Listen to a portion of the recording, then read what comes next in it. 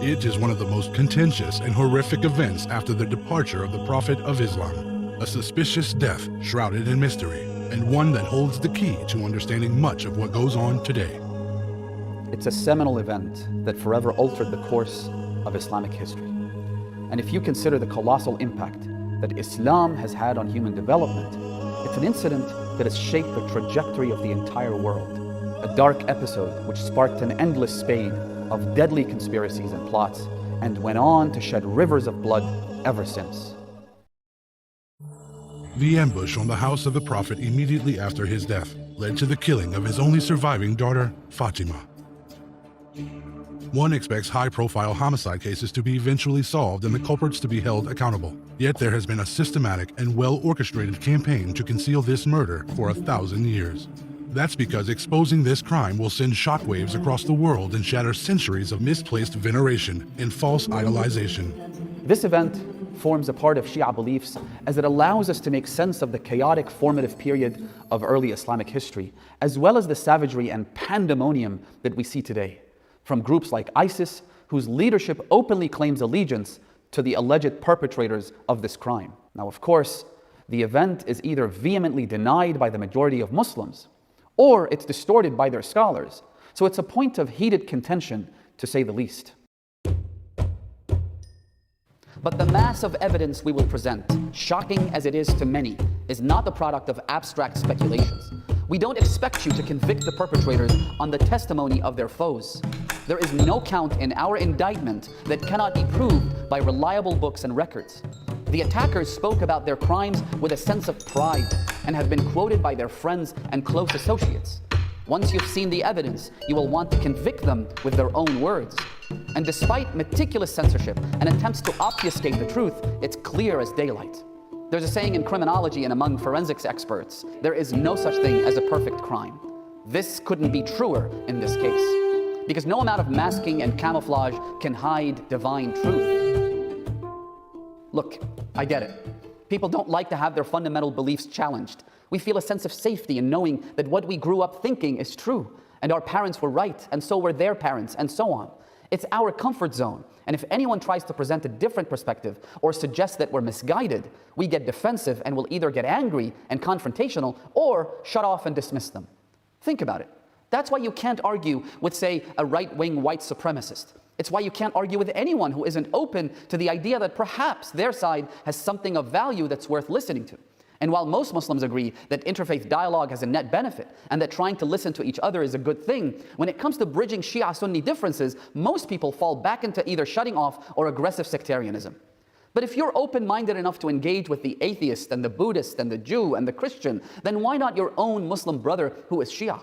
The one who believes in the same God, the same prophet, the same Quran, same basic tenets as you, but relies on your books to present a very different view of Islam's historical trajectory. All we ask is that you hear us out. As we shall see, there's a mountain of evidence to suggest that Fatima was oppressed, that she was deeply hurt, that her home was ambushed, and that she was physically injured.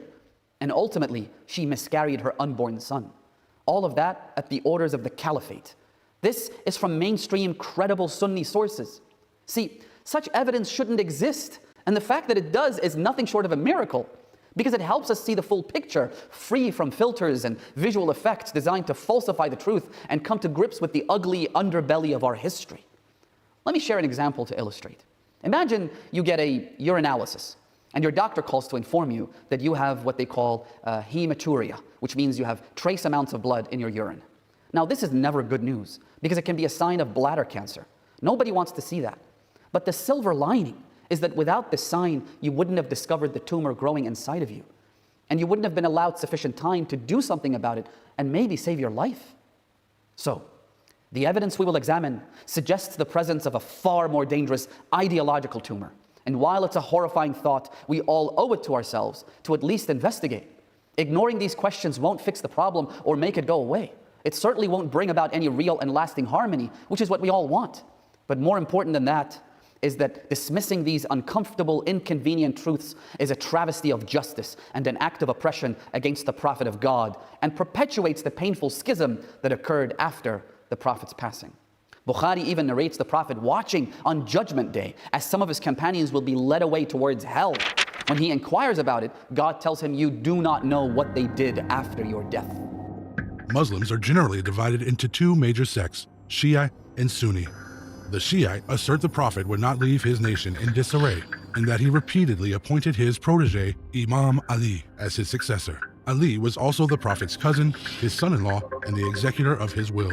The Shiite, therefore, believed that a bloody coup d'etat was waged against Ali and eventually installed Abu Bakr as the caliph. As with any coup, the legitimate leader became the primary target as he represents the biggest threat to their rule. So the first act of the conspirators was an attack on the house of the Prophet's daughter, Fatima, and her husband Ali, the subject of this investigation.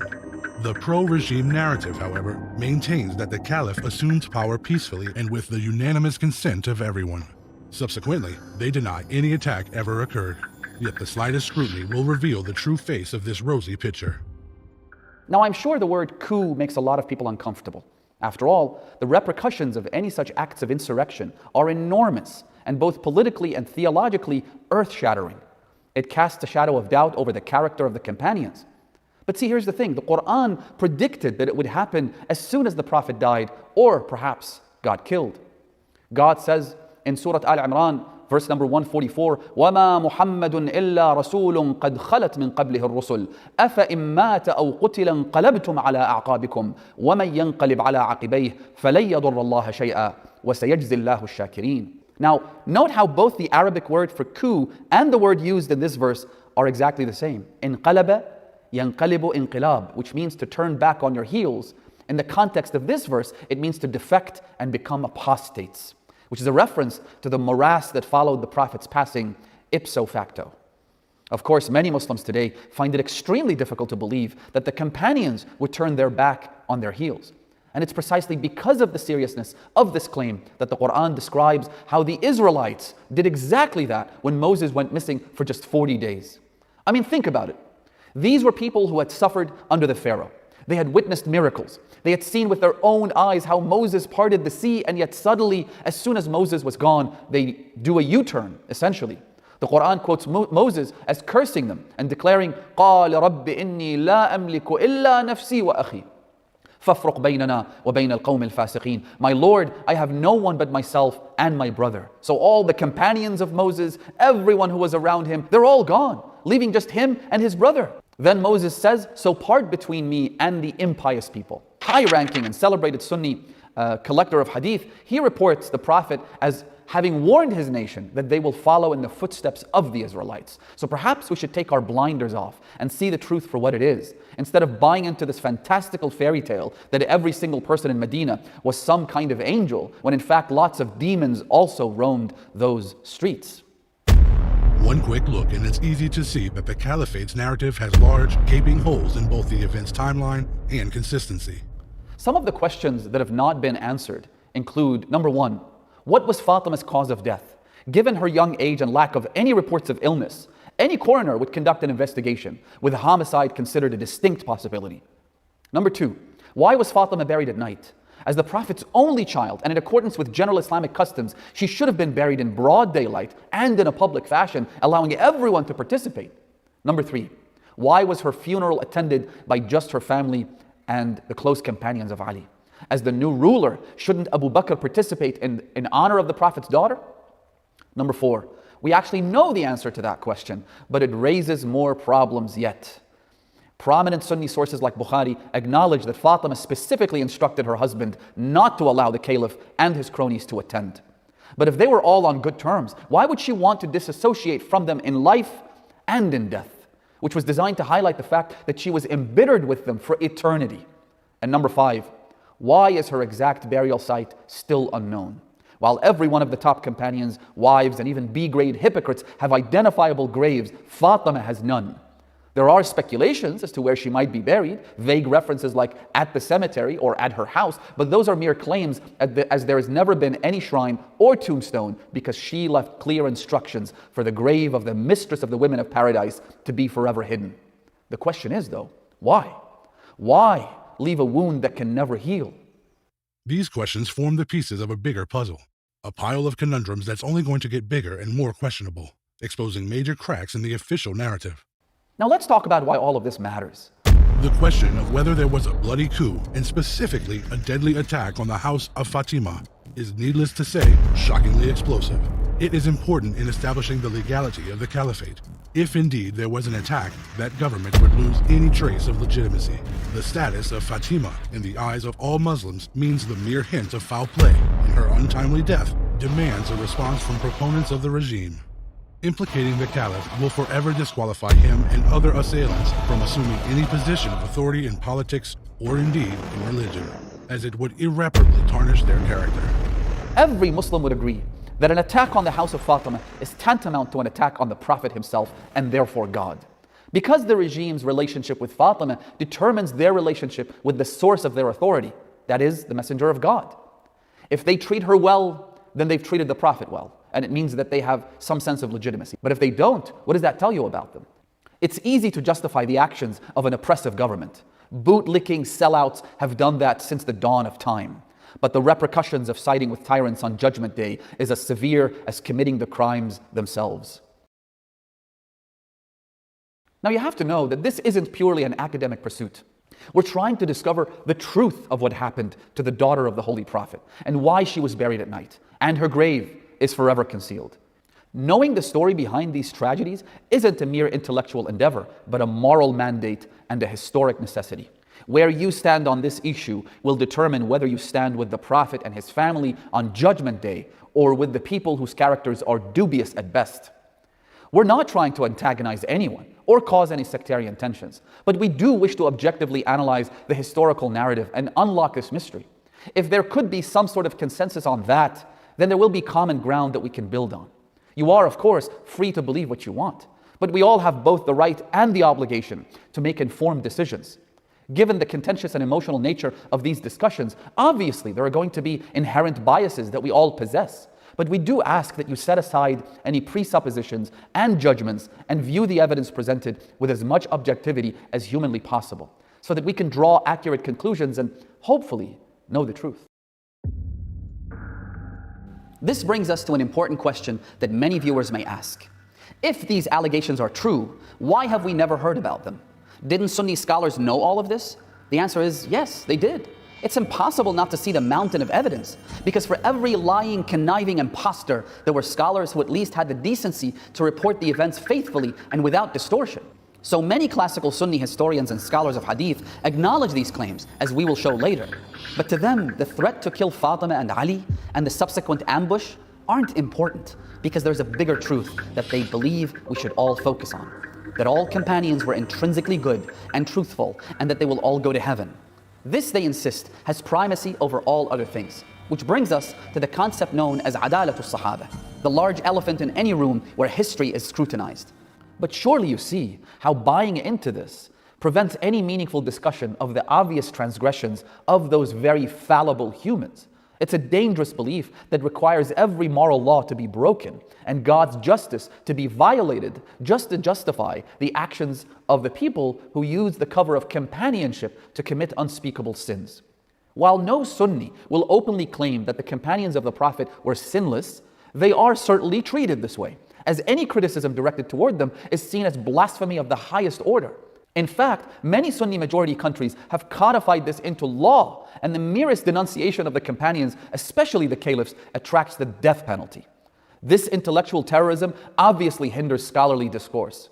Plus, there is literally no Quranic evidence for the concept of the righteousness of the companions in the Quran. The Quran itself is filled with stories and anecdotes that prove the companions committed heinous acts of sin and transgression. And history is overflowing with their crimes and atrocities, not least of which was their intentional killing of each other, rendering their unconditional entry into paradise a farcical joke and a logical contradiction. The Quran states in emphatic terms, وَمَن يَقْتُلْ مُؤْمِنًا مُتَعَمِّدًا فَجَزَاؤُهُ جَهَنَّمْ خَالِدًا فِيهَا وَغَضِبَ اللَّهُ عَلَيْهِ وَلَعَنَهُ وَأَعَدَّ لَهُ عَذَابًا عَظِيمًا. So, let us instead see the companions for who they were. Among them was the righteous. Also, there were the hell-bound wicked and the 50 shades of hypocrite. Giving every single person who saw the Prophet a halo of sanctity is to give them the kind of impunity that applies exclusively to God's greatest prophets. We will use exclusively mainstream Sunni authors, which means the discussion is biased in their favor. Imagine a prosecutor saying, we will only use statements by the defense to build our case. It's madness, but we've chosen to do that for 3 reasons. Number 1, that's how strong our case is. Most Sunnis have never felt compelled to defend anything but the status quo. That means their knowledge of their own books is extremely lacking. We will show them that despite centuries of book burnings and crime scene bleaching, there is conclusive evidence from their own books that the brutal ambush did take place. Number 2, Salafi scholars like Ibn Taymiyyah and those that followed him have displayed remarkable vitriol towards the Shia, partly because of their claims that Fatima was murdered. They have painted the Shia as a blaspheming, heretical, imposter group simply for acknowledging history and challenging establishment status quo. They have called the ambush on the house of Fatima a myth, a fable created by the Shia to exact some kind of vendetta against the so-called righteous caliphs. So, instead of Shia references, we will present quotes from reliable Sunni sources, which are definitively binding for them. And finally, as far as the Shia audience is concerned, if we're able to successfully prove our point from the books of our ideological opponents, that makes our case much stronger and would convict the defendants beyond a reasonable doubt. That is because the Sunni side has vociferously denied any wrongdoing by the perpetrators and have spared no effort in trying to exonerate them despite the overwhelming evidence, as we shall see. So if their own mainstream books can demonstrate sufficient compelling evidence, then we can rest our case and no longer need to refer to our own sources. Just as when the prosecution obtains a written admission of guilt, it doesn't need to go to trial, let alone bring in eyewitnesses or supporting evidence. One thing that needs to be clarified right at the outset is it's illogical for the other side to demand that we present them with a smoking gun or evidence akin to flagrante delicto that conclusively implicates specific individuals without a shadow of doubt. Let me explain why before then going on to explain what kind of evidence we can expect. This kind of incontrovertible burden of proof is almost always non-existent. If you've ever debated an atheist, they'll have similar expectations. Show me the face of God on the moon, they'll say. Or if God is so real, why can't we see him? The Israelites said as much to Moses. They said to Moses, we won't believe you just because you claim that you spoke to God or you received these tablets or the 10 Commandments. None of that matters to us. We want to see God. Now, think of the overwhelming majority of your beliefs, and almost none of them meets that standard. Instead, you will build a case for your beliefs piece by piece until sufficient evidence accumulates to merit a guilty verdict. This is especially true of events that took place over 1,000 years ago. Also, could you imagine the repercussions if people actually spoke out and linked the caliph to the murder of the prophet's daughter? Accusing the caliph of ordering a high-stakes political assassination is by far the single fastest way to have your name added to the hit list. Any dictator can have you eliminated before the ink is dry. If powerful politicians are good at anything, it's covering their tracks. Think of the Saudi regime's high-profile murder of dissident journalist Jamal Khashoggi. After he's asphyxiated to death, his body gets chopped up with a chainsaw, and his remains poured down the drainage pipe. Then, in classic mob style, a lookalike was brought in to dupe the security cameras. If not for Turkish intelligence blowing the lid on the butchery, no one could implicate the Saudi crown prince. In this case, the defendants had 1,400 years to bleach history books from the caliph's fingerprints, but not without leaving a trail of corroborating evidence. It is an established fact that the early caliphate was responsible for the goriest atrocities and war crimes imaginable. Think of the most despicable monstrosities ever committed by ISIS, the Taliban, and Boko Haram. Now multiply that by 1,000. Who could forget the murder of Malik ibn Nuwayra, a celebrated companion of the Holy Prophet, who was praised by the Prophet, but refused to give allegiance to the coup leaders? So he was a Muslim, he prayed, he simply refused to acknowledge the new caliph. So the regime summons its top butcher, Khalid ibn al-Walid, who, as it turns out, had a thing for Malik's wife. So he ambushed Malik's camp, slit the throats of all the men, then proceeded to ransack their camp and rape his helpless, grieving widow, all while they burnt the severed heads in a bonfire. ISIS leaders were especially proud of this massacre and frequently cited it in their statements as justification for why it's okay to kill other Muslims. All this happened within weeks of the coup, and the savagery was intended to send a message to any potential dissenters that if you refuse to submit to our will, we'll stop at nothing to crush you. We will even go after your women.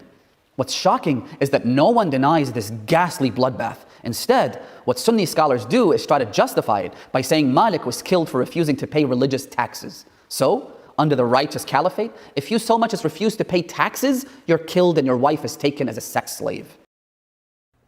The caliph's temperament is also known to have been aggressive, to the point that he once beat a slave for losing a camel, all while he was in the state of ihram when you're not supposed to hurt a fly, and all while the Prophet watched in disbelief, saying, "Look at this man, he's beating his slave while in the state of ihram." It's madness, pure madness. Umar even admits that, quote, necks were cut off for Abu Bakr and his caliphate. So it's fair to say that he was no Gandhi. Under such a reign of terror, who in their right mind is going to risk their life and the sanctity of his wife and children to come forward and openly attest to the ambush on the house of Fatima? The best you can expect in such circumstances is a different kind of evidence. No crime scene is ever that straightforward. Apprehending the criminal in the act of a premeditated murder is exceedingly rare. That is why forensics experts and crime scene investigators are brought in to comb the site and gather evidence. Like a jigsaw puzzle, these clues are pieced together with diligence to form a coherent picture and solve the case. The existence of compelling circumstantial evidence is enough to raise serious questions and often convict criminals. But as with any historical event, we do not possess fingerprints or murder weapons. So we must forensically comb the circumstances, testimonies, and eyewitness reports and rely on inferences to either convict or exonerate the suspects. And as we shall see, there is a plethora of textual evidence that no objective person can ignore. Also, it's easy to get lost in the individual parts of the puzzle when viewed in isolation. This is why they have to be contextualized and put together to form the bigger picture. If we saw a report that said Fatima was angry with Abu Bakr, most people wouldn't bat an eye. But putting that report in the context of the broader body of evidence makes it a crucial piece of the jigsaw. Now, of course, this is going to be covered up. Remember, this crime was orchestrated by the same camp that later declared open war against Imam Ali at the bloody battles of Jamal and Siffin. It's the same cult that later assassinated Imam al-Hassan, and the very same band that mercilessly slaughtered Imam al-Hussein in broad daylight along with his children after depriving them of water for 3 days. Only a naive person would expect anything else. Fatima's relationship with her father went beyond that of a father and his daughter. It wasn't based on emotions and sentimentality. Rather, this inspired prophet, whose every word is a divine revelation, sums up his relationship with Fatima by declaring, "Fatima is a part of me. Whoever angers her has angered me." This makes Fatima a barometer of divine wrath and pleasure. From a biographical perspective, Fatima was the Prophet's only surviving child. Prophetic lineage continued through her. She was the daughter of the Prophet's first and most beloved wife, Khadija. She was orphaned at the age of 5 when she lost her mother due to a brutal economic blockade. Fatima stood by her father's side and was so close to him, he awarded her the label her father's mother, Ummu Abiya. He has also said Fatima is the mistress of the women of paradise. Despite her young age and reclusive life, Fatima was known for her knowledge and piety. She was only 18 years old at the time of the Prophet's death, while the Sunni camp says she was slightly older, but that's besides the point. At the time, she was pregnant with her 4th child, one that the Prophet had said would be a boy and had already chosen his name, Muhsin. Muhsin died as a result of the miscarriage, induced by the ambush on the house and the beating that Fatima sustained. At most, she lived just 6 months after her father, while reliable reports put her death a mere 45 days after the Prophet. The following is a condensed timeline of events that led to the attack on the house of Fatima. Monday, June 8th, 632 CE. The Prophet is announced to have passed away. Plans were already in place for a swift takeover. A group led by Abu Bakr and Umar, which included Abu Ubaid al-Jarrah, Abdurrahman ibn Auf, and others, absconded with the Prophet's body and his burial rites to assemble in a shack called Saqifat Bani Sa'ida. Umar, as reported by Bukhari, describes chaotic, violent, and farcical scenes of bickering parties who were literally at each other's throats vying for power, in which Sa'd ibn Ubadah, a leader of the Ansar, was killed and his murder blamed on, guess who? Ghosts. After a brawl, the dust settled with Abu Bakr's party taking over. He quickly mobilized to impose a pledge of loyalty on the general public, but especially those deemed as a threat. Umar even recounts that their plan was a fluke whose, quote, evil was averted. Tuesday, June 9th. The next day, Umar was sent to force Ali into submission, despite the fact that Ali and the Prophet's family were still grieving and occupied with burying the Prophet. At some point, while Ali and Zubayr were outside, his wife Fatima and children were still at home. Instead of offering condolences to a grieving family for the loss of their father, Umar appears at the scene and threatens to, quote, burn down the house on those inside, end quote, if Ali and Zubayr did not give their pledge of allegiance to Abu Bakr. Wednesday, June 10th. Having realized that Ali and his companions weren't going to surrender willingly, Umar went to the house to execute what he had threatened to do the previous day. This time he had dozens of men, including Abu Bakr's tribesmen Qunfudh al-Adawi, al-Mughira ibn Shu'bah, Khalid ibn al-Walid, among others. This band encircles the small house of Fatima from all directions. Meanwhile, Ali, Fatima and their sons Hassan and Hussein, their daughter Zainab and their housemate Fidda were all inside the house. Umar makes one final ultimatum, that he will burn the house down if Ali doesn't present himself to offer Abu Bakr his loyalty pledge. Ali knows that if he comes out, there would be blood. So he avoids a confrontation and an all-out war by staying inside. Fatima, on the other hand, chooses to address Umar, given that she is both a woman as well as the only person who claimed prophetic bloodline. After a verbal exchange, Umar moves to order firewood to be set alight at the door of the house of Fatima. Fatima admonishes him. She pleads with him to leave, but he continues the siege until the door was almost completely burned. With the house filling with smoke, Umar knocks down the door, crushing Fatima behind it.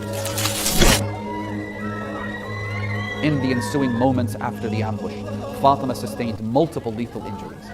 A large nail in the door pierces through her chest. She miscarries her child, the Prophet's fourth grandson, Muhsin. At least one of her ribs is shattered by blunt force. Fatima falls unconscious by the door. Ali is then violently apprehended and tied with ropes. As he is led to the mosque to face Abu Bakr, Fatima regains consciousness and attempts to stop him. While she struggles to hold on to her husband, another assault is ordered. Multiple assailants this time proceed to beat her with their sheaths and their sticks.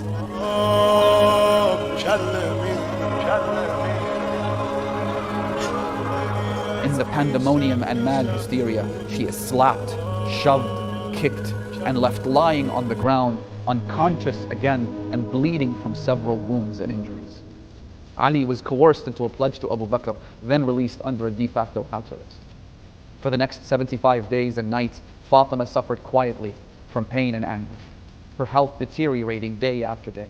On the 75th day, she specifically instructed her husband to bury her at night and to not inform those that had oppressed her of the funeral and even to conceal her grave. Finally, Fatima succumbed to her injuries and died at the tender age of 18, leaving behind 3 young children under the age of 7 and a husband who grieved her loss for the rest of his life.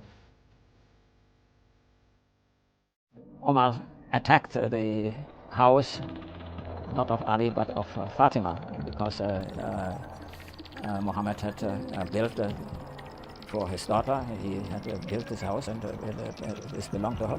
And he, of course, threatened to burn it down with all the people inside, Fatima and her daughters and Ali.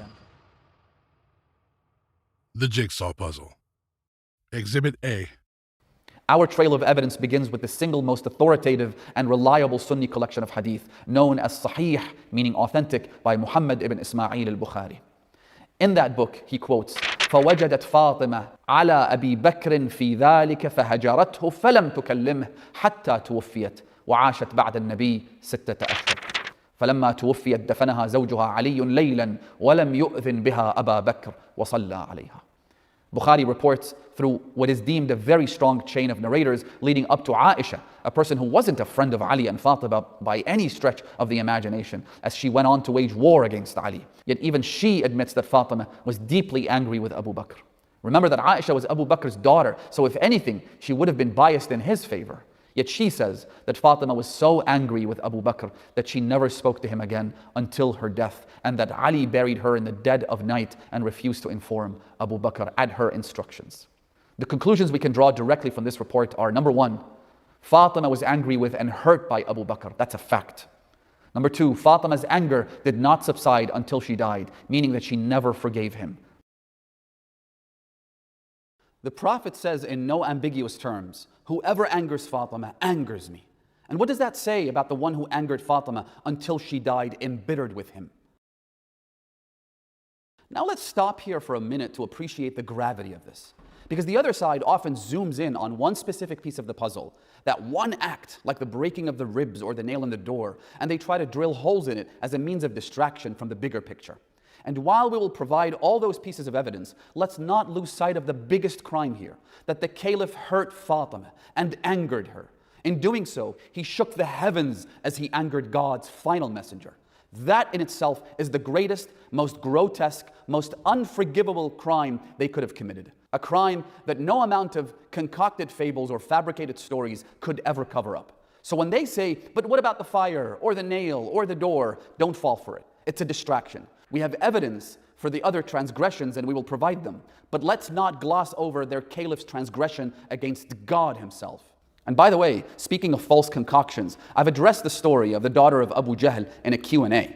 It's a lie perpetuated by Nasibis that insults the Prophet as well as Fatima and Imam Ali. So to preserve whatever trace of dignity you have, let's not even go there right now.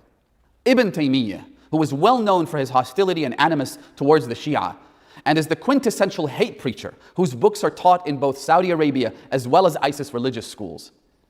This man, when it comes to searching for ways to whitewash the crimes of the Caliphate, he bends in more ways than you can imagine. And yet, in his Minhaj al-Sunnah, he eventually concedes and says, and I quote, "The most we can say is that he," meaning the Caliph, "ambushed the house to search for God's money that he should repossess to distribute." End quote. Then continuing to say that doing so is within the purview of the Caliph. In acknowledging as much, not only does Ibn Taymiyyah accept the ambush, but he justifies it by accusing Imam Ali of possessing unlawful funds. There is more than just a hint of his hatred towards Imam Ali in this one statement alone. So make of that what you may. Exhibit B. This report is perhaps the most compelling evidence. It comes from Ibn Abi Shayba al-Absi, one of the oldest chronicles of hadith, as the author was born in 325 after Hijrah. Al-Dhahabi attests to his reliability in his Siyar A'lam al-Nubala and says Ibn Abi Shayba requires no introduction. He's an imam and an icon and the master of those that preserve the hadith. So a very reliable source who presents a reliable chain of narrators that Bukhari refers to in his own book. This report is narrated by an authentic chain to Aslam, a slave of Umar, presumably quoting his master, that Ali and Zubayr would go to Fatima to consult her on how to deal with Abu Bakr's takeover of the Caliphate. When Umar heard about this, he went to Fatima telling her, "O daughter of God's messenger, we love no one more than your father, and after him we love no one more than you, yet that will not stop me from ordering your house to be burnt on their heads if these men assembled with you again." When Umar left, Ali and Zubayr allegedly came back. Fatima allegedly told them that Umar had sworn to burn down the house upon you should you return here again, and I swear by God that he would do what he threatened to do, so leave me and do not return. So they left and didn't return until they gave their pledge to the Caliph. Sunni scholars of hadith have verified this report to be sound and attested that the narrators are reliable, making the report as authentic as any hadith can be. A few things we can draw from this specific report. Number one, Umar explicitly threatened to burn the house down on all those in it. This simply cannot be glossed over, and here's why. First of all, when a person's death is shrouded in mystery, the first people investigated are those that may have threatened to kill the deceased. This makes Umar the primary suspect in any murder investigation, and he loses any impunity due to holding high office or being a companion. B, threatening to commit deadly arson with intent to kill is a crime in every legal jurisdiction. Even the threat in itself, you can't gloss over this. The threat itself is a grave sin in Islam. Al-Dhahabi reports the Prophet as having said, "Whoever terrorizes the people of Medina will be terrorized by God and will be cursed by God and the angels and all the people." This is in Sahih Bukhari, Muslim, and Ahmad bin Hanbal. They've all reported variants of this hadith. So to terrorize and threaten Fatima of all people, the daughter of the Prophet and mother of his grandchildren, or Ali ibn Abi Talib, is itself an unthinkably heinous crime. Also, do I need to draw your attention again to the fact that Umar doesn't threaten Ali and Zubayr directly to their face? Instead, he chooses to terrorize a lonely woman at her home by going over to intimidate her into submission. We'll have to dedicate an entire different session to his track record in resorting to violence against women. Because even though there are no reliable reports of him fighting on the battlefield, because should we even talk about the scandal in Khaybar? There is plenty of evidence of him attacking helpless women, including his own sister when she chose to become a Muslim. Finally, in case anyone claims this was an empty threat that would never materialize, simply note how Fatima swears at the end of the hadith that he was going to carry out his threat, and how Ali and Zubayr both agree with her, hence not assembling at her house once again. So this was far from a bluff. It was a credible threat by a man with an actual track record. 2, this was in response to her advising Ali and Zubayr on how to deal with Abu Bakr, presumably because she wanted them to abstain from pledging their allegiance to him. This goes to prove that unlike the rosy image of the caliph's early days where it's alleged that everything was hunky-dory, that everyone submitted, that everyone elected him, this report shows that pledges of loyalty were forcefully extracted through terror and an iron fist, including from the Prophet's immediate family members. Now, the fact that Umar mentions his love for the Prophet and his daughter is further condemnation of his acts, as he's openly declaring his willingness to trample on everything that is holy and kill the Prophet's family with full knowledge of who they are, and that their position with the Messenger will not deter him from killing them all in the most brutal manner imaginable, which is to be burnt to death. At this point, we no longer have mere breadcrumbs. We have a motive, a credible report of threats to commit murder, a prime suspect, as well as a plethora of reasons to suspect the threats were in fact carried out. One last point about this report is that innumerable Sunni sources have reported it and acknowledged its authenticity, but have used multiple tactics to distort it, including redacting the damning portions of the threat, leaving only the part about how much Umar loved the Prophet and his daughter. Or they've redacted the hadith and replaced the threat to murder the Prophet's family with a generic, quote-unquote, "he then said some things," end quote. Or even suggesting that some reports of the Prophet threatening the hypocrites of the same can be applied here, forgetting that Umar was no prophet and that Fatima is the mistress of the women of the worlds. Exhibit C. Ibn Qutaybah al-Daynuri in his book Al-Imamatu was-Siyasa. Ibn Qutaybah was a highly regarded early Islamic scholar, exegete, polymath, and hadith master. He died in the year 276 after Hijrah. He offers several clues and even pieces of direct evidence implicating the regime in the murder of Fatima. His most damning report that chronicles the ambush in vivid terms is in his book Al-Imama was-Siyasa. So of course, some will attempt to cast doubt on the authenticity of the book, despite the fact that early bibliographical works have attributed the book to none other than Ibn Qutaybah. Among the mainstream and reliable scholars that have confirmed the attribution are Ibn Hajar al-Asqalani, Ibn al-Arabi, both of whom even admonish Ibn Qutaybah for exposing what they call disputes among the companions that should not have been revealed. For example, one quote that you find in this book is this: "As for Muhsin, he died from the crushing of Qunfudh al-Adawi." This is an incredibly damning report, given that Qunfudh was known to be a close associate of the coup leaders and was even appointed to the post of governor of Mecca after the attack as a reward for his role in stifling the dissent and his attack on the house of Fatima alayha salam. No historian is as influential and authoritative as At-Tabari. Tabari, as well as other prominent historians such as Ibn Kathir and Ibn Qutaybah, report the following. When Umar came to the door of the house of Fatima, he said, "By Allah, I shall burn down the house over you unless you come out and give the oath of allegiance," meaning to the caliph.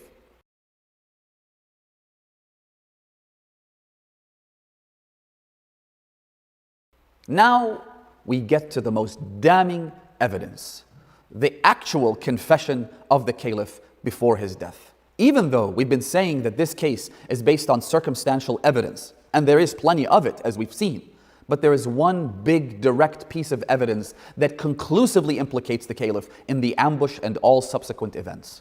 It comes in the form of a deathbed confession, and it's been reported by a number of Sunni scholars and historians. And it reads as such: Abu Bakr said on his deathbed, "I wish I had not conquered Fatima's house."